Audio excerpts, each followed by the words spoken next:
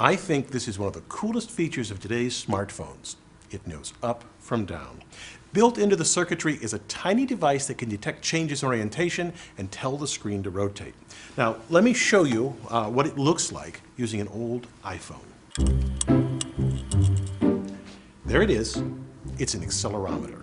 I'll tell you how this kind of chip works and how it's made, but first some basics of accelerometers. They have two fundamental parts: a housing attached to the object whose acceleration we want to measure, and a mass that, while tethered to the housing, can still move. Here it's a spring with a heavy metal ball. If we move the housing up, the ball lags behind, stretching the spring. If we measure how much that spring stretches, we can calculate the force of gravity.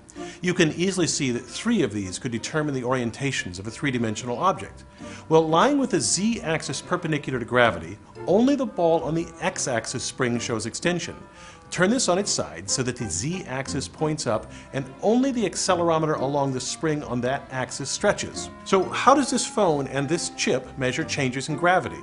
Well, more complex than the simple ball and spring model, it has the same fundamental elements. Inside the chip, engineers have created a tiny accelerometer out of silicon.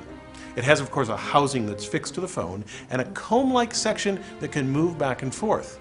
That's the seismic mass equivalent to the ball. The spring in this case is the flexibility of the thin silicon tethering it to the housing. Now, clearly, if we can measure the motion of this central section, we can detect changes in orientation. To see how that's done, examine 3 of the fingers on the accelerometer. The 3 fingers make up a differential capacitor. That means that if the center section moves, then current will flow. Engineers correlate the amount of flowing current to acceleration. This accelerometer fascinates me, but even more amazing is how they make such a thing. It would seem nearly impossible to make such an intricate device as this tiny smartphone accelerometer. At only 500 microns across, no tiny tools could craft such a thing. Instead, engineers use some unique chemical properties of silicon to etch the accelerometer's fingers in H-shaped sections. Now, to get an idea of how they do this, let me show you how to make a single cantilevered beam, like a diving board, in a small chunk of silicon.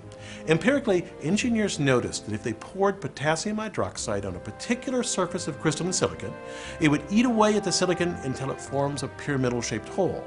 This occurs because of the unique crystal structure of silicon. To make a pyramidal hole in silicon, engineers cover all but a small square with a mask impervious to the potassium hydroxide. Now, it only etches within the square shape cordoned off by the mask. The potassium hydroxide dissolves silicon faster in the vertical than in the horizontal direction. This is why it makes a pyramidal hole. Now, to make a cantilevered beam, engineers follow these steps.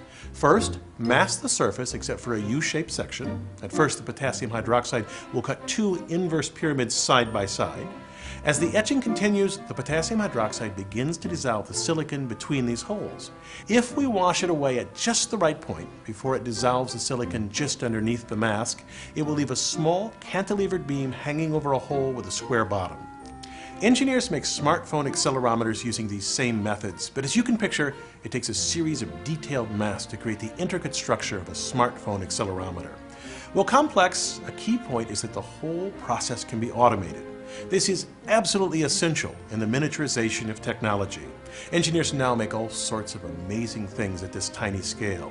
Micro engines with gears that rotate 300,000 times a minute, nozzles in inkjet printers, and my favorite, micro mirrors that focus light in semiconductor lasers. I'm Bill Hammack, the Engineer Guy. This video is based on a chapter in the book, 8 Amazing Engineering Stories. The chapter features more information about this subject. Learn more about the book at the address below.